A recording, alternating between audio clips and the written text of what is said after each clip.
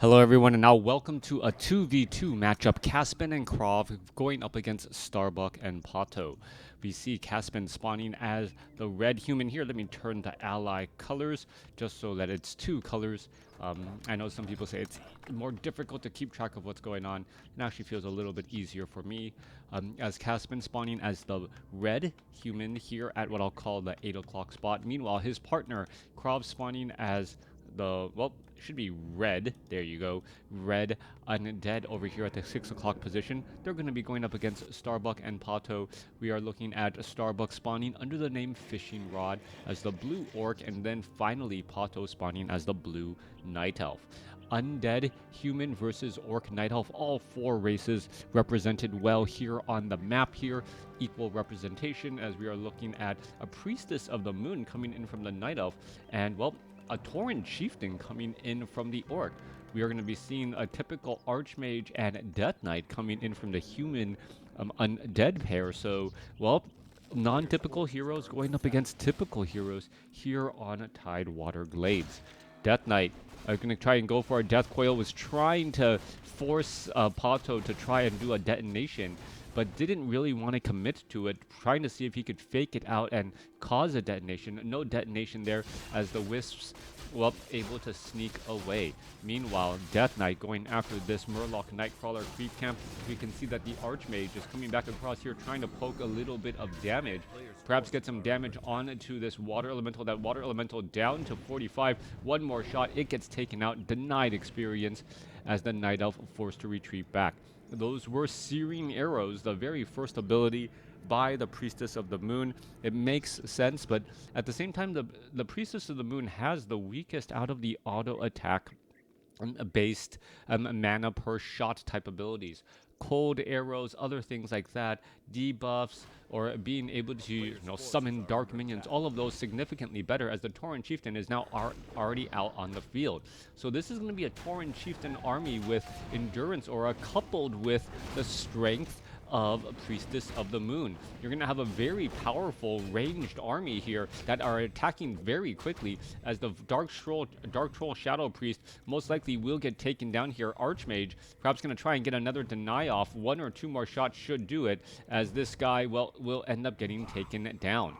All right, little bit of experience finally on the board. Meanwhile, Priestess of the Moon already up to +8 attack, and it could amount for even more if that, if the Archmage is not careful. Damage getting racked up here. Force Troll Shadow Priest taking quite a bit of damage, trying to retreat back here. We're going to see the Water Elemental now come back around, and the Priestess of the Moon really just needs to get that True Shot aura to bolster the all of these Headhunters and these Huntresses as well. Need one more, by the way, or sufficient. Probably just one today. Little bit of later start, still trying to get school going for the kids and waking up on the time. Meanwhile, Priestess of the Moon going to come back around here. Death Knight already sitting at level 2, looking to get to level 3, and you can see KraV doing a good job getting early and ahead to try and protect those low hit point ghouls. One or two shots should finish it off. There's a Death Coil, but where's the Death Coil going to go? It looks as though the Death Knight the Priestess of the Moon going to go after another unit there. There's another Death Coil. Low hit point ghoul in the back. Is it going to get sniped down? Yes, it is. And now the Priestess of the Moon still trying to chase after some of those units, and the Priestess of the Moon pretty much just walks straight into a surround of skeletal minions and ghouls. Units still trying to engage here. Lower hit point units as this ghoul tries to double back around once more. This Priestess of the Moon really wants that next bit of experience. It needs, what, 33 or 34 more experience. I think that only gives 25 if I remember properly. What is this? Is PaTo purposely? Yes, he was. PaTo was purposely auto-attacking his own Huntresses so that the glaive bounce would bounce onto the ghoul, ensuring one more final shot. I don't think I've seen that ever. I don't think I've seen that ever in a play. So beautiful play by PaTo to get a lead attacker up front and then just bounce that glaive off of that unit here, as we now see another, well, Gloves of Haste and also Claws of Attack +5. So that Priestess of the Moon really heavy on that auto attack damage there, as the Priestess of the Moon also grabbing True Shot Aura. All right, that was a pretty brilliant play. I it makes sense, but does that's not something you come up with on the fly. That is something you've practiced many, many times to get that little bit of extra distance. And I didn't even think about it theoretically. Coming back around, Archmage. I'm gonna try and well, Archmage. I'm gonna try and clear things up here. Panda off to the side. You can see the Huntresses looking to perhaps get in some glaive bounce or get damage onto some of those Crypt Fiends. The Tauren Chieftain is back on the other side of the map, tanking damage and also trying to get up further levels. You see a bunch of Sentinels here giving sight as the Death Knight now gets to level 3. Archmage is at level 3, Lich and Panda both at level 1, and these units are going to be forced to retreat back. Tauren Chieftain picks up a Belt of Giant Strength, plus 6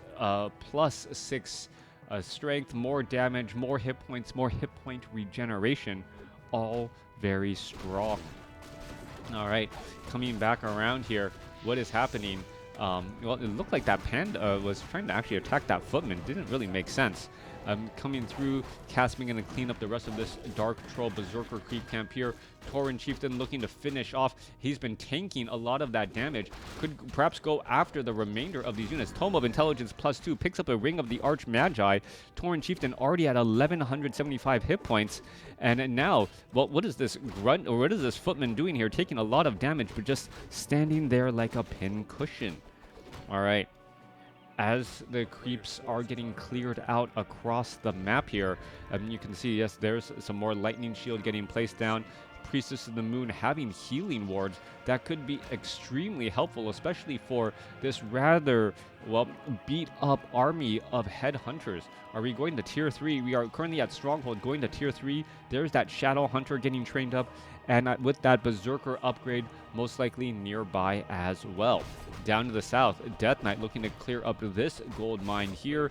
And where are the units going to be trying to travel off to next? That is the question.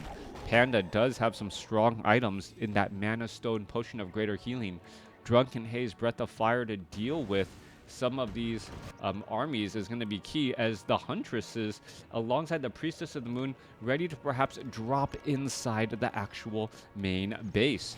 CaSpeND, I don't believe it's going to be prepared for this at all. You can see peasants getting cleared up as well. What is going on here? There is also well, a low hit point Footman down to 40 hit points, down to 24, down to dead here. Meanwhile, we have a drop inside the base here. All right, Priestess of the Moon trying to clear things up. Guard tower putting in the pressure. Gonna, well, perhaps finish off this guard tower. No real repairs underway as the units are now trying to retreat back. Only one way in, one way out for the bigger units. Tauren Chieftain actually using invisibility was able to block the path here, now surrounding the Archmage. So suddenly we're going to see a Scroll of Town Portal now come back in on the other side here. And what is going to happen? Priestess of the Moon going to be forced to use the Scroll of Town Portal to get away, as the Riflemen are able to focus back again. So the Tauren Chieftain with invisibility was blocking the pathway, making it difficult to get inside.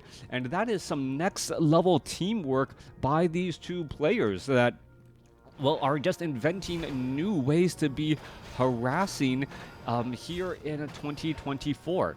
All right, a giant spider going to get cleaned up here. Economy a bit shot, nothing on lumber. Only 5 workers on the gold mine, as more workers may need to be added in. Meanwhile, Tree of Life nearing full saturation. Off to the north here, this red creep camp going to get cleared up. Healing ward doing its thing, keeping this army alive. Shadow Hunter getting up to level 2. Priestess of the Moon, it picks up a Ring of Superiority, +1 to every single stat. That cannot be the item that cannot be the big item. Where is the big item?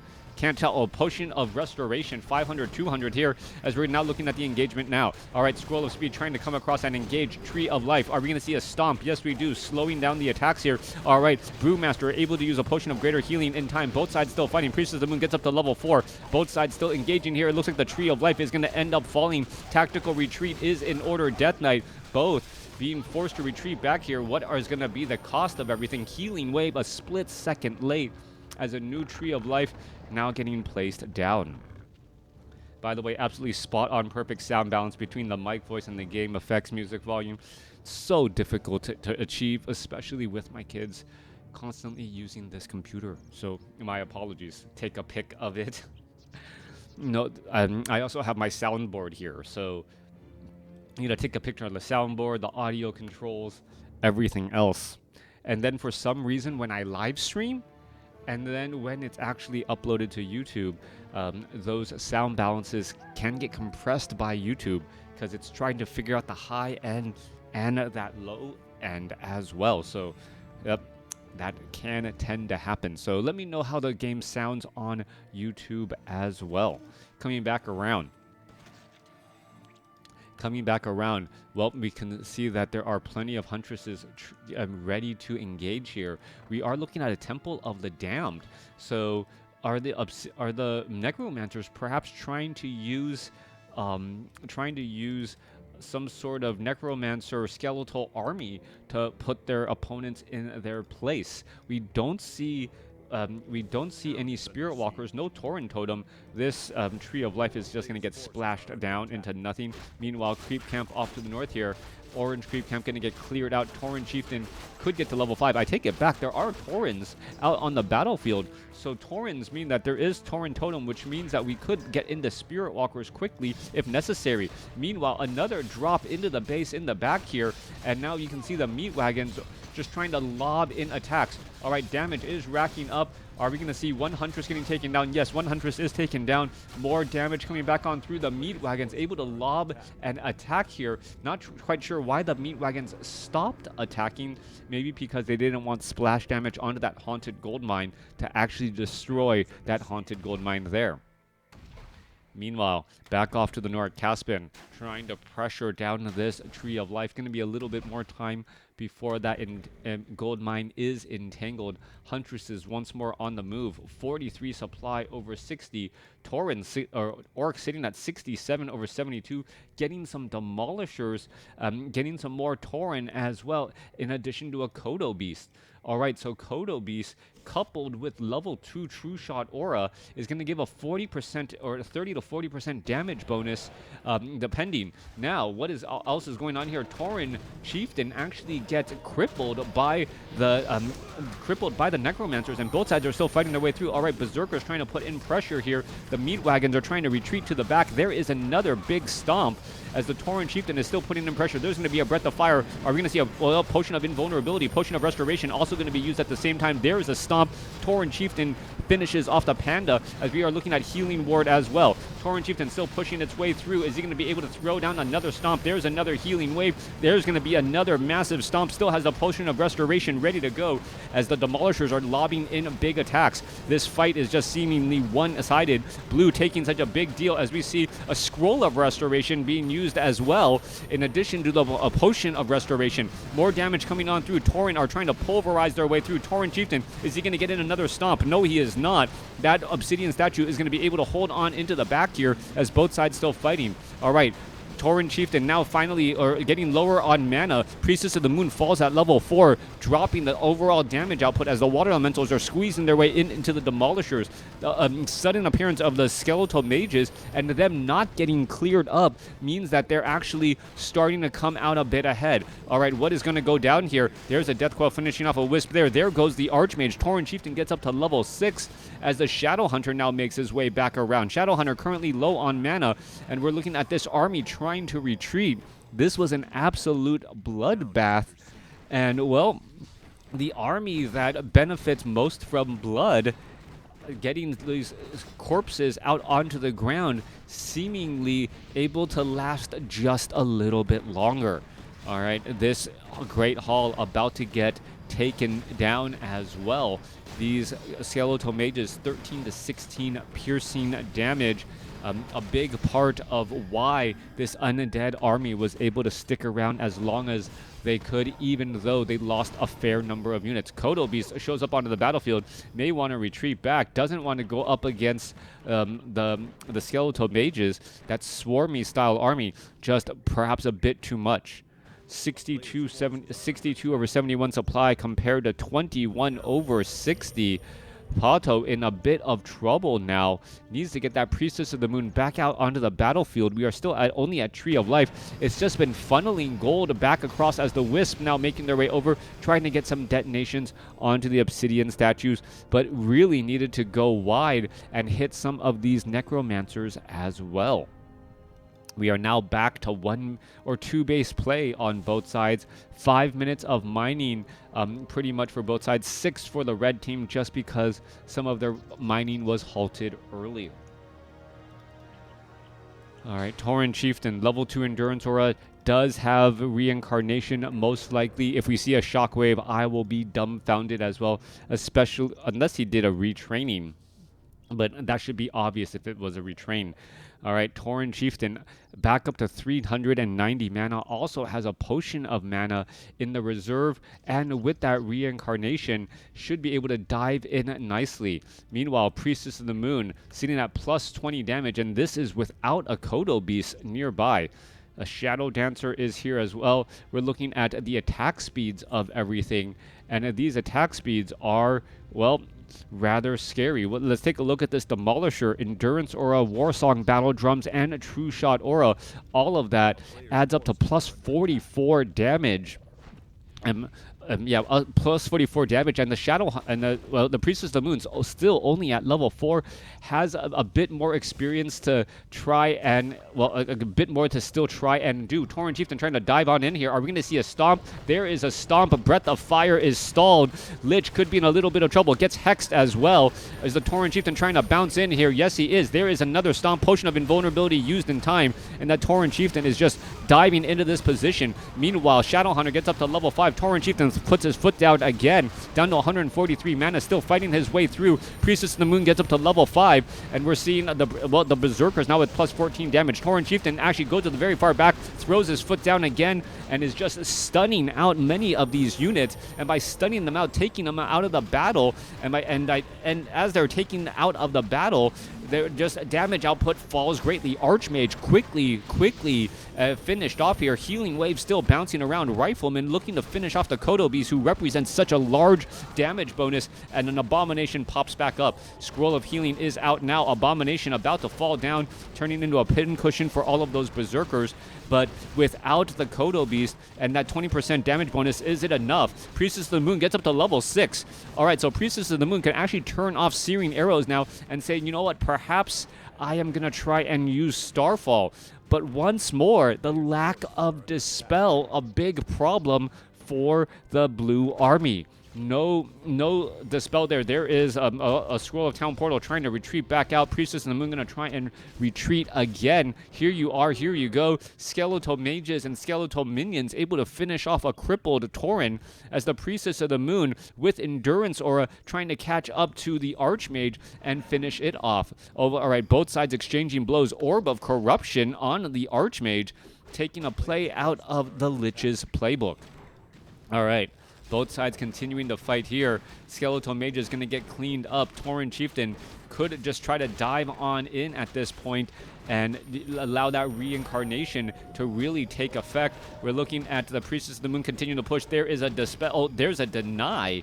So needed just a little bit more experience and was denied that experience as a Demolisher now making its way over.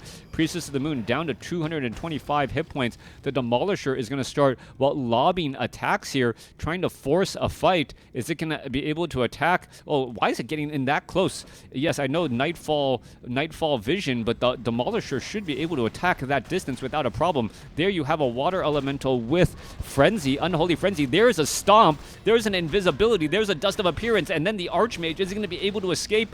Yes, it does, but at what cost? Priestess of the Moon down to 65 hit points. Obsidian Statue coming in from the back. Potion of Invulnerability transferred. Water Elemental is going to finish off. Yes, it is. And now Endurance Aura is as well sitting at level 2 still. Most likely we'll get to level 3 here in just a second. Priestess of the Moon forced to run all the way back home. Great Hall is up there. Tree of Life is being established. This Tree of Life, down to its last couple of minutes or last couple of seconds of mining. And this is where, well, the Orc team needs to let off the gas just a little bit in order to try and regroup and perhaps pull this game economically. Kodo Beast, well, nothing in its belly. Who's going to come out on top again. 50 supply over 71, 17 over 50. It feels like all of the gold is just being funneled into the Orc army since they have all the tech and everything else.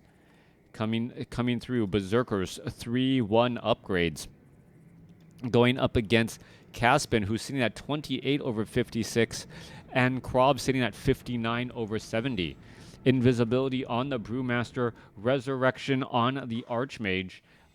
Do we see resurrecting? Nope, Altar of Darkness, the Death Knight, and the Lich are both out onto the battlefield. Banshees only have the initiate training as, well, if Starbuck and PaTo can contain CaSpeND and KraV inside their bases, or KraV, sorry, inside of their base, they're obviously not going to be able to come out easily, and they're just going to get starved to death economically.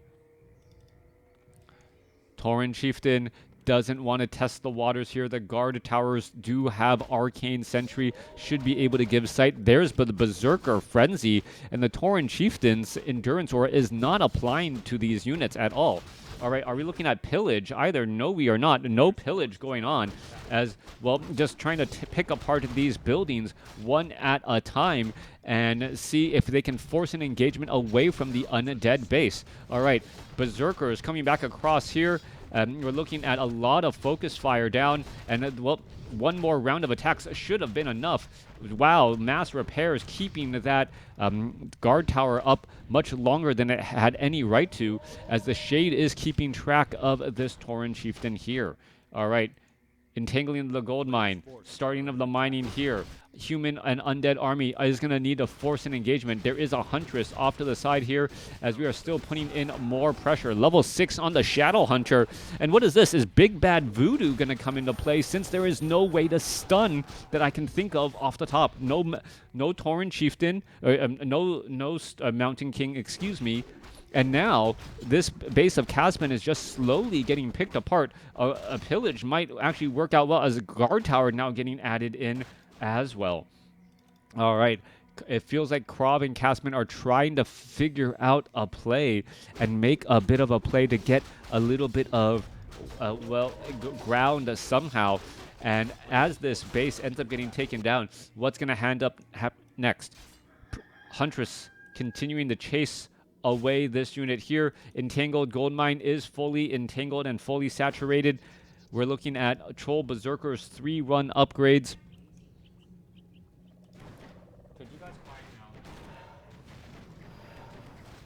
All right, Tree of Life getting caught.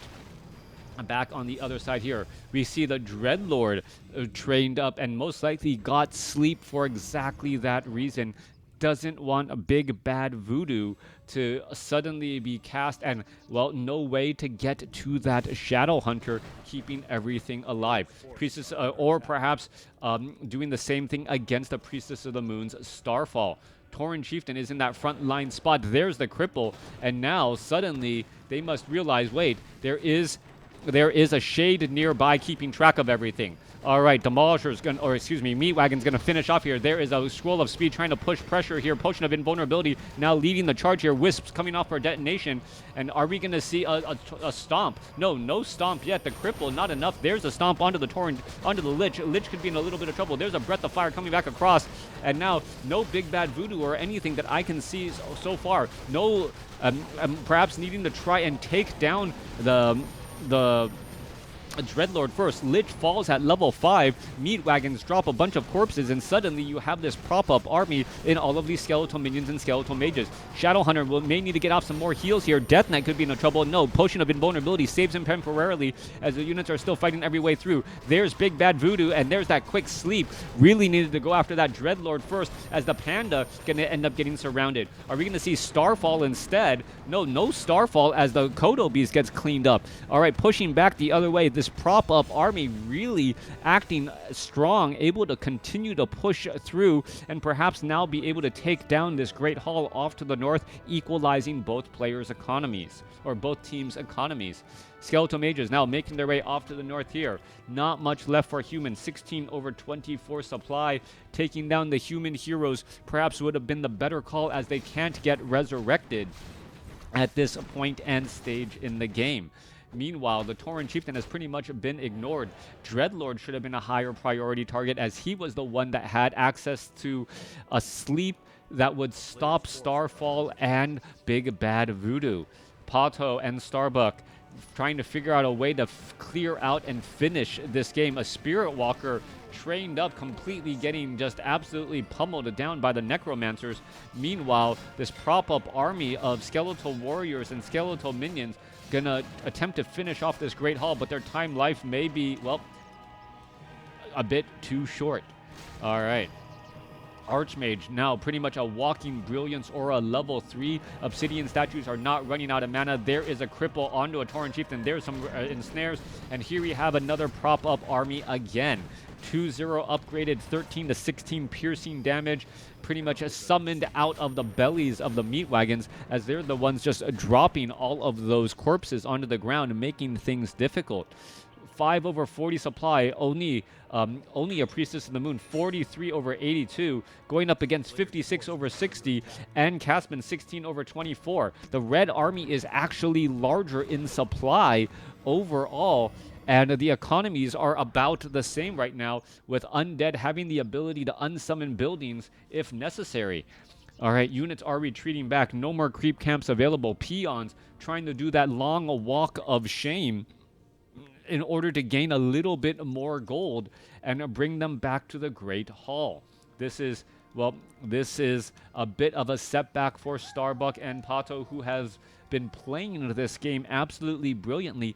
But I'll say this game is now turned into a mana resource game. Mana translates into hit points and damage on your opponent in some way, shape, or form. And, well, Undead, led by partnered with an Archmage with level 3 Brilliance Aura, it could come out ahead, but no, what is that? Suddenly, Death Knight falls first. There's a stun, and all it takes is one miscalculation. 2 heroes now down. Are we perhaps going to see Big Bad Voodoo cast down anywhere? There's a little bit of healing wave. Units now need to retreat back. What is going to go on? The Shadow Hunter can go Big Bad Voodoo. Are we going to see a Potion of Invulnerability being used there? What would have been funny is if the Shadow Hunter used Big Bad Voodoo there, if it was still available on cooldown, and the Berserkers could go Frenzy, and then the Priestess of the Moon could use Starfall. That would have been a great spot to be in, just maximizing damage, while the Shadow Hunter is the only target that could be hit easily, and, well, the Tauren Chieftain and everyone else trying to come in across. All right, Lich is out on the battlefield. There's that Archmage. Is it going to be enough? Tauren Chieftain trying to make its way back over. There's some more skeletal minions. There's a quick Hex onto the Archmage, Archmage now a Hex down and now stunned down. Healing wave bouncing around, as a quick invisibility saves the Archmage again. All right, continuing to battle this up here. Level 7 now on the Priestess of the Moon. Are we going to be looking at more Searing Arrows? Yes, we are. And what else can go down there? Finally, Starfall being used. Not really close enough anywhere, as we see a healing wave bouncing around to keep the Shadow Hunter alive. Tauren Chieftain now trying to, lurk its way forward. And now, Starfall comes to an end. All right, Meat Wagons, perhaps they're going to drop some more here. This is going to really come down to it. Tauren Chieftain trying to chase after units, but needs to make sure that if he does end up falling, that the rest of the army is nearby enough. Also, we are looking at so much slow getting cast onto these Berserkers that even with the Tauren Chieftain's Endurance Aura, it's not enough here. Sorry. Somehow this Tauren Chieftain is just finishing off unit after unit. He finally gets taken down. Priestess of the Moon nearby, healing wave bouncing around, and Tauren Chieftain just gets back up again, says, ready for more. All right, gonna try and go after this. Obsidian statues are gonna get taken out there. Are we gonna see a stomp? No stomp. There's a stomp finally onto the Lich. Lich is finally gonna get taken down. Level 8 now onto the Tauren Chieftain, and now trying to push back into the corner here. Abominations are starting to fall. Death Knight still looking to get resurrected, as the skeletal minions and mages are finally starting to take a little bit of, or finally get whittled away. All right, no more Obsidian statues here. Archmage is the only thing providing mana, as the Tauren Chieftain, taking far too much damage, does need a backup since it is constantly getting crippled. All right, Priestess of the Moon. looking to retreat back here. Disease Cloud on the Priestess of the Moon, making it difficult to heal back up. Disease Cloud on all of these Berserkers, making things difficult, as the Death Knight now resurrected back at the tavern and gonna try and retreat back home as the Altar of Darkness was unsummoned, or was destroyed. How are you supposed to deal with those skeletal minions? Tauren Totem is already built. There were some Spirit Walkers, but the Spirit Walkers were trained right as a time the Necromancers were nearby. Spirit Walkers were in their ethereal form. Necromancer, one cripple, followed by a bunch of auto attacks, and, well, the Spirit Walkers were down. 5 over 40 supply, 38 over 71, going up against 10 over 24, and 21 over 30. Death Knight, Archmage, the two starting heroes for the human undead army, trying to go up against a level 8 Tauren Chieftain, a level 7 Priestess of the Moon, and a level 7 Shadow Hunter. All right, gonna push its way through. There is Cripple onto that Necromancer. Necromancer stays alive barely, and now what is gonna end up going down here is the Shadow Hunter. The Shadow Hunter could just reposition. There's Starfall. Are we gonna see Big Bad Voodoo at the same time? Oh, please, that would have been absolutely hilarious to see Big Bad Voodoo allowing the Berserkers to go into frenzy as well. All right, more damage. Starfall coming into the base. There is Big Bad Voodoo. Alongside Starfall, the Berserkers should be using Frenzy since they are just immune to all damage. But no, that is not the case here. That would have been absolutely brilliant as the Archmage tries to escape away at 100 hit points. There's the Stomp. Doesn't take the damage from the Stomp, but gets slowed down enough to, well, force an end of the game. PaTo and Starbuck outlasting KraV and CaSpeND in this 2v2 32-minute match. Let me know what you guys thought about this game in the comments below.